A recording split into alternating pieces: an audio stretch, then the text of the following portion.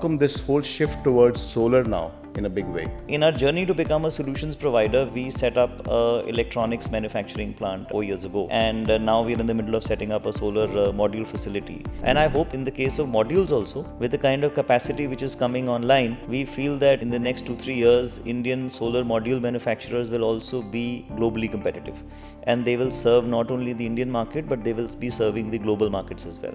I'll tell you, India is already building a very strong supply chain in the solar module space. We realized that the opportunity for us is to build a large business in the inverter space, where we feel that India is slightly behind in the evolution as a manufacturing base than where we are in the solar module space. So we feel that there's a great opportunity to build an Indian manufacturing powerhouse in the electronic space, in the inverter space. We feel that in the next couple of years, we will be fully indigenized in terms of the entire solar inverter manufacturing. Our focus within that is in the solar rooftop space. So our sweet spot is systems up to, let's say, 100 kilowatt, and that is where we would like to focus upon, not only for serving the Indian markets, but also the global markets. Hello and welcome to another edition of Conversations with Saur Energy. Today we have a really interesting company with us, a company that has built up very strong strengths in manufacturing, in understanding the Indian market, and in fact even global markets. The founder, in fact, he embodies the connect between the past when it comes to energy for India and now the coming future, which is going to be green. The company we're talking about is Eastman Auto Power Limited, and we have with us today the managing director of the firm, Mr. Shekhar Singal. Welcome, Mr. Singal. Thank you, sir, for having me. Yeah. So, Mr. Singal, I'm going to start this very quickly. You had a lot of strengths in last mile mobility. You had I think one of the biggest sellers of solar tubular batteries in India, right, and gel batteries, right, all of that. How come this whole shift towards solar now in a big way? So we have traditionally been very strong in the deep cycle batteries. Now, the deep cycle batteries have usage in the solar space also, in the power backup space also, and in the e-mobility space also. And but we realized that in order to offer better value to the consumers, we should pivot to become a solutions provider. So in our journey to become a solutions provider, we set up a electronics manufacturing plant 4 years ago. And now we're in the middle of setting up a solar module facility. The idea is to be able to offer solutions to the customers both in the e-mobility space and in the solar space. So in the e-mobility space, we are also now into EV chargers and into batteries, but focused upon the three-wheeler space.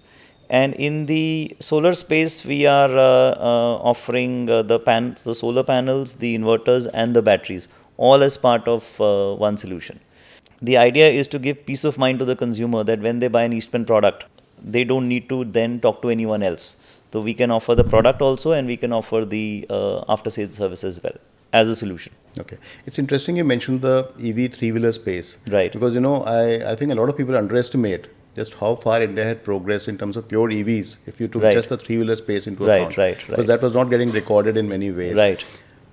Having serviced that segment actually in a big way and still focus on that, do you think that prepares you better for what you plan to do now in terms of solar rooftop and newer categories? Because I would understand that's a very demanding segment normally. So India three-wheeler customers are very, very value conscious. Right. So what they need is the lowest possible cost per cycle or per kilometer, and the most reliable product.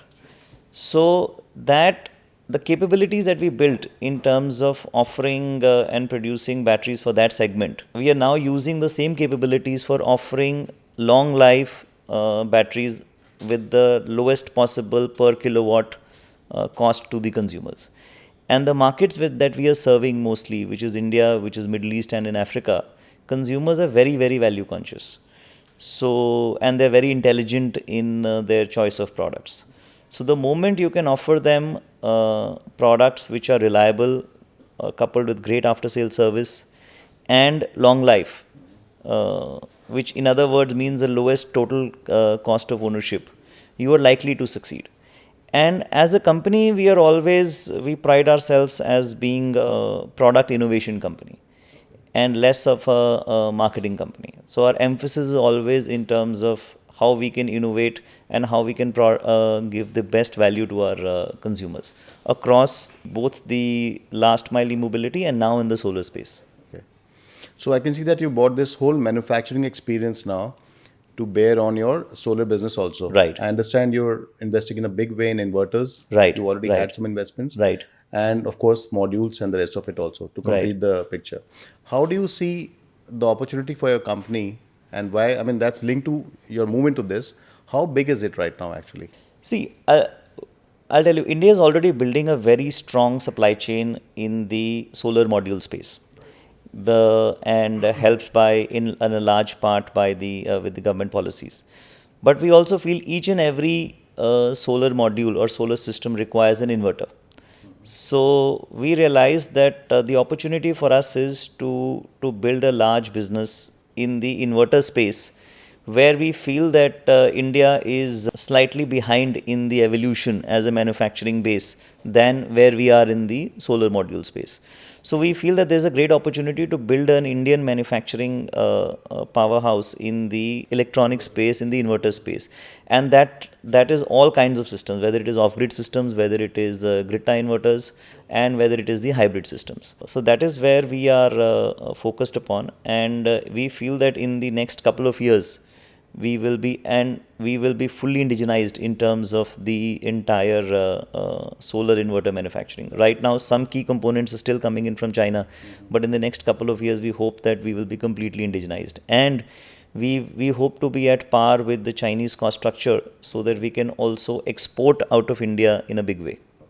That's very encouraging actually, because we've seen that typically we tend to pay a premium if we're going to make it in India. Right. So you're saying that won't be the case with inverters in a couple of years. Yes, and I hope also not in the case of modules also, with the kind of capacity which is coming online, we feel that in the next 2-3 years, Indian solar module manufacturers will also be globally competitive, and they will serve not only the Indian market, but they will be serving the global markets as well.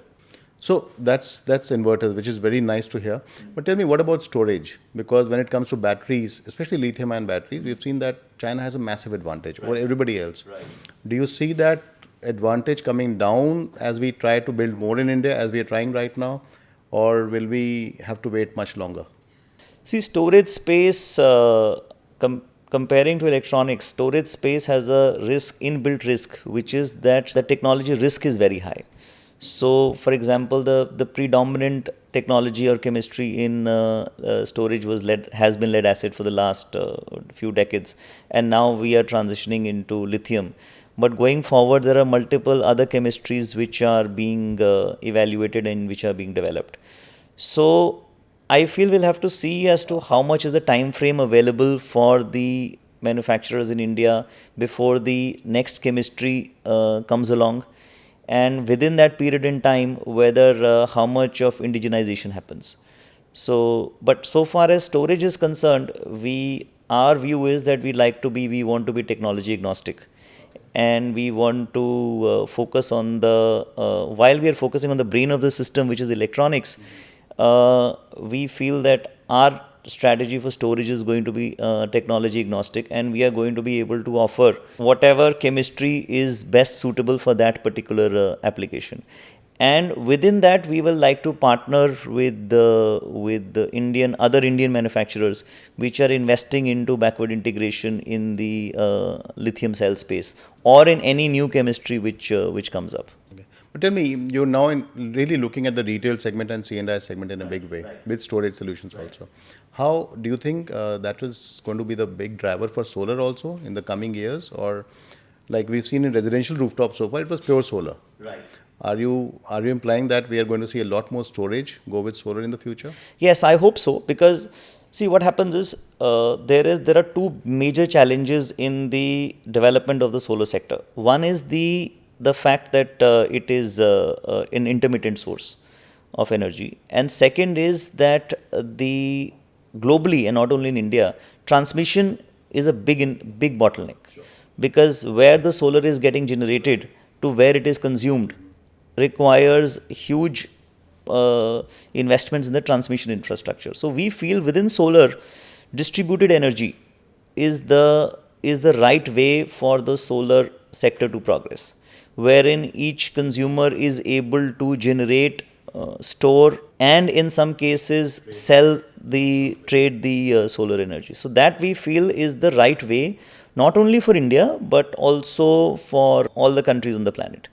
So, and our focus within that is in the solar rooftop space. So our sweet spot is up systems up to, let's say, 100 kilowatt, and that is where we would like to focus upon, not only for serving the Indian markets but also the global markets. Okay. So would that be part of the plan why you have gone into modules also? Yeah, so modules is a small investment for us in order to serve the customer group which prefer end-to-end solutions from one brand. So module is, yeah, it is part of our strategy, but it is more of a strategy to support our electronics and our storage business, and not, we don't have great ambitions as a solar module or a solar cell manufacturer in the long term. It is, yeah, it is just a portfolio completion strategy, and just making sure that some customers who are looking for end-to-end solutions, we are able to offer them that solution. I want to ask you, because now you talked about rooftop. For years, we thought that the rooftop segment had been a very underperforming segment in India, and then we had PM Surya Ghar come in, and it's literally lit a rocket in that segment, and it's moved very fast. Is subsidies the only way to make this work? You believe? Because now the way I see it, for example, we've been seeing it, tracking it. We saw prices for solar come down to almost zero on the power exchange last week. That maybe the case for subsidies for storage is much more than rooftop or solar anymore. How do you see that? See, we feel first of all that what the government is doing beautifully is building up the domestic consumption story for the solar sector, and plus also helping in the manufacturing through the PLI schemes, etc., and some import duty interventions on the Chinese imports. So what will happen, we hope that in the next 2 or 3 years, the local volume, local volume of production and the size of the local market will be large enough that it doesn't need any subsidies, because the cost itself will be so low, and on the other side, financing is also becoming more and more easily available. So we feel that in the next 2 or 3 years, the requirement for subsidies may not be there, whether it is for systems with storage or whether it is for systems without storage. Great. So maybe, like somebody else said to me once, maybe that money could be used better in terms of providing financial subsidies, possibly for loans. Is that what you're saying? Yeah, and I also think loans are also now easily available. So we see so many of the public sector banks who are offering loans at very, very cost-effective rates. See, in the short run, there is a little bit of a bottleneck in terms of the availability of the DCR panels. And I think in the next couple of years, once that bottleneck gets reduced and the cost itself goes down, and plus financing is already easily available, I think that the solar sector is poised for a big boom. Plus also it is a function of awareness. So say, for example, if in a particular colony, if there are 4 or 5 houses which have put up a solar system, right, and then the neighbor sees that you put up a system, then he will want to see your experiences and see how it is actually reducing your cost of electricity, and then you're also motivated to put the system on. So I think it is also a function of a lot of awareness which is coming in. So we feel that in the next 2 or 3 years, whether subsidies remain or not, but I think that the solar sector is likely to continue to grow very fast. So one of the things we've heard a lot of our people we've spoken to talk about, as manufacturing has taken root in this sector, is talk of a skills shortage. Right. Is that a real problem? How big is it? And when do you think that could be resolved, if it is there? Skilling in any industry, we feel, is a multi-decadal kind of an investment that you need to make. So whether you see the US software industry, or whether you see the Chinese industry in terms of EVs, or in terms of the entire renewable space, the companies which are very large in China, they actually have been making solar panels or lithium cells and other electronics for almost 20-25 years now. And India is just starting out on this in this evolution. So we feel that in the short run, as Indian companies, what we should be doing is partnering with with foreign companies which have the expertise and the skill set available, And over a period of time, like what has happened in the automotive sector, once the industry is large enough, then the skills will automatically get developed. Yeah, but it is also a function of A, time, and B, the size of the domestic industry. So, but yeah, but in the short run, the ideal way is to partner and to make sure that you're not that doesn't become a bottleneck in the growth of the industry. So, Mr. Singhal, one of the things we've seen is that in developed markets, a huge issue has been for solar customers has been that my original manufacturer disappeared because China came in from 2010, 2012 onwards, and a lot of the older manufacturers have simply gone with their 25-year warranties. We have seen in India also that competitive intensity is very high. If I look at the number of installers under the PM Surya scheme, for that matter, it's a very high number. If you were to be a consumer, wouldn't that worry you? How to pick the right installer? That's one. And B, as a business person, as somebody who's run a company, what are the advantages you see? Who will survive this massively competitive market, value conscious market? See, so to answer your first question, I think that, and for an Indian consumer, my advice would be to uh, work with a trusted Indian brand, which has strong Indian roots, and who are have been there for a long time and are expected to be there for a long time. Because, as you rightly mentioned, especially in the solar space, where the module warranties are now 25 years, and then the inverters the warranties can go up to 10 years. In storage also, the warranties are between 5 to 10 years. So you would want to work with a trusted Indian brand which has a very strong after sales network and a strong distribution network, so that you can, once you've installed the system, you don't have to worry about the continued performance of the system. So that is one. And you have many strong Indian companies which have a strong history of serving Indian consumers and keeping their commitments of continued reliability and service. That is one. So far as the our strengths in terms of how we expect to survive in this or grow in this value conscious market, I think so. What we are trying to do is two three things. One is that we are innovating every day on the electronic side and bringing more and more features and newer products in the electronic space and covering the entire gamut, as I said, from off grid to grid ties to hybrids. That is one. On the storage side also, our attempt is that how do we continue to reduce the per cycle cost to the consumer. How do we continue to improve the life of the batteries and the reliability of the batteries at the lowest possible cost to the consumer. The third is that we are investing a lot in the after sale service in order to make sure that we are able to serve the customers with a very short turnaround time whenever there is a problem in the system. And fourth is our focus on the solar rooftop space. So I follow Mr. Rajiv Bajaj and follows interviews and follows what he says. So, in the way that Bajaj Auto is a great example of an Indian company focusing on one segment of the market and Right. becoming a global leader in that one segment. Sure. So they chose to shut down their scooter business and focus only on the Motorcycles. motorcycle space. But within the motorcycle space, they are a globally respected brand Sure. name. So our focus is similar, that we want to focus on the solar rooftop space, but within the rooftop space become a sort of a globally respected brand. So you spoke about Bajaj. I think they've just almost acquired KTM, Right, the Austrian right. firm. Have you ever thought about acquiring firms to speed up your transition, or you'll go Yeah, with the organic so route? I feel that given the opportunities available already with us, we feel that we can grow very fast organically over the next 4 or 5 years without having to resort to any acquisition, because we have a lot going on within the company, within the product lines that we are already and the markets which we are already focusing on. I think as and when we feel that our the growth is slowing down from the organic initiatives, that is the time that we might look at it. But I don't see that over the next 5 to 7 years unless and until a really compelling opportunity comes up. But as of now, it is not something that we are actively thinking about. So you've been in your past you've been a huge OEM supplier. You've got more than 200 partners, and of course 50 plus countries. And now you're of course making this huge shift towards renewable energy and solar and rooftops, of course, which means a lot more customers.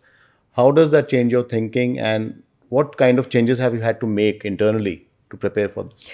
See, our experience in the electric three-wheeler space has taught us to be extremely customer service conscious. Because what happens is, in the electric three-wheeler space, if the rickshaw driver's battery is not performing, he needs an immediate service because his daily wages get hit, and he may not have food to eat in the evening because his battery did not perform during the day.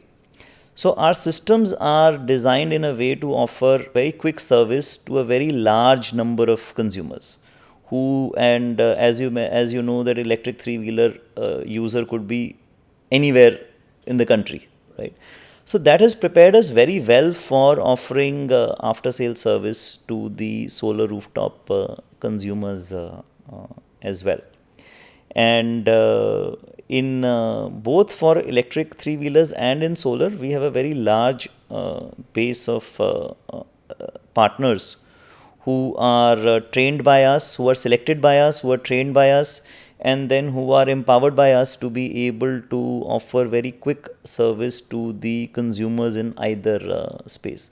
So, and we've been making a lot of investments in AI as well, in order to be able to offer 24/7 service to the consumers. Plus, the other side is that our attempt from a product engineering side is to make products which are as reliable as possible and which need the least possible service. So you work in two ways. One is to you work on the reliability of the products which are designed for Indian conditions. Sure. So if you're making a solar inverter, for example, you have to design it in a way that it can work in a 60-degree temperature area, right? And at the same time, it can work well in a minus 10 degree space. So, and then it can work well in a humid conditions. It can work well in all sorts of conditions, because India being a continent really is a country, but otherwise it's a continent in terms of the kind of weather conditions that are there. So we work on both sides. One is on the product reliability side, and the second is on the making sure that you have a very robust after sales service system. So just to add, and the electric three-wheeler customers and the segment is really the toughest segment in the market, and that has prepared us very well for handling all other segments within the energy transition space or the renewable space. Great. On that happy note, Yeah. thanks a lot for your time. Thank you so much.